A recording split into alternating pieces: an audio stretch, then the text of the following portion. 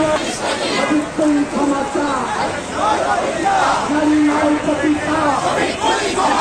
পবিত্রই ক্ষমতা নারী নয় পতিতা পবিত্রই ক্ষমতা এমন হ্যাকার করল হাত দেশটা থেকে আইনি রাত এমন হ্যাকার করল হাত দেশটা থেকে আইনি রাত